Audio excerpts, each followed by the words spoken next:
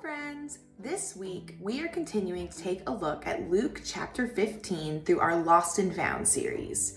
This chapter contains stories that Jesus told to the Pharisees, who were religious leaders at the time but had a hard time understanding God's heart. Jesus told a story about a lost sheep to show the Pharisees that God isn't angry or judgmental when we wander away, but God finds us and carries us lovingly back to safety. Next, Jesus told a story about a woman and her lost coin to show the Pharisees that God doesn't give up on us when we wander away, but God values and keeps looking for us. This week, we'll be talking about the parable of the Prodigal Son. In Luke 15, verses 11 to 24, it says, Jesus continued, "There was a man who had 2 sons. The younger one said to his father, 'Father, give me my share of the estate.' So he divided his property between them. Not long after that, the younger son got together all he had, set off for a distant country, and there squandered his wealth in wild living. After he had spent everything, there was a severe famine in that whole country, and he began to be in need. So he went and hired himself out to a citizen of that country, who sent him to his fields to feed the pigs. He longed to fill his stomach with the pods that the pigs were eating, but no one gave him anything. When he came to his senses, he said, 'How many of my father's servants have food to spare, and here I am starving to death? I will set out and go back to my father and say to him, Father, I have sinned against heaven and against you. I am no longer worthy to be called your son. Make me like one of your hired servants.' So he got up and went to his father. But while he was still a long way off, the father saw him and was filled with compassion for him.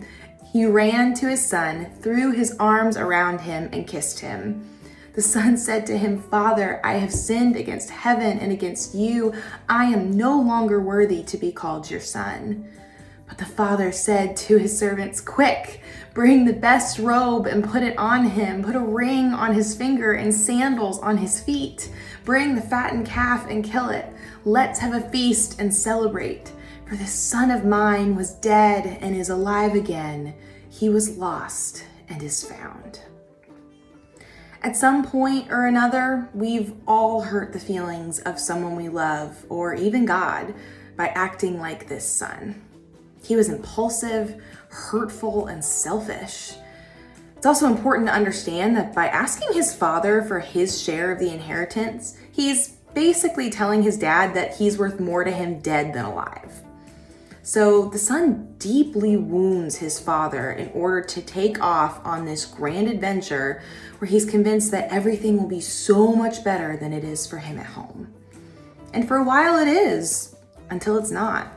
All of a sudden, the son goes from living the high life to eating with the pigs. Now remember that Jesus was telling this story to the Pharisees. These religious leaders saw pigs as unclean animals forbidden by God. According to their laws and beliefs, you couldn't eat any pork. So when the son in this story ate with the pigs, the Pharisees would have seen this as a sin against God. While you might feel compassion for the son in the story, the Pharisees would have likely felt disgust. And honestly, the son was probably disgusted with himself too. He was probably filled with shame for what he had done and fear about what he needed to do next. Desperate, he decides to go home not as a son, but hoping to become a servant in his father's house. But then he gets the most incredible welcome upon his return.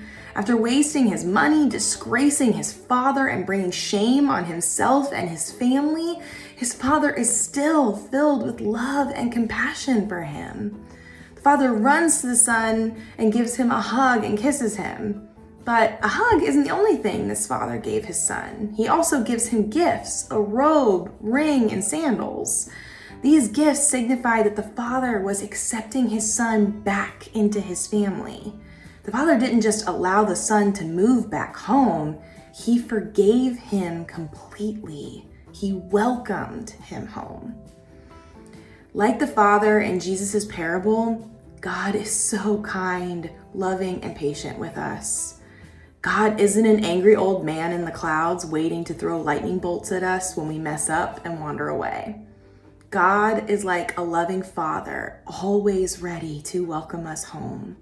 So when you've made decisions or mistakes that have led you far from God, I hope you'll remember what the son in this story discovered about his father.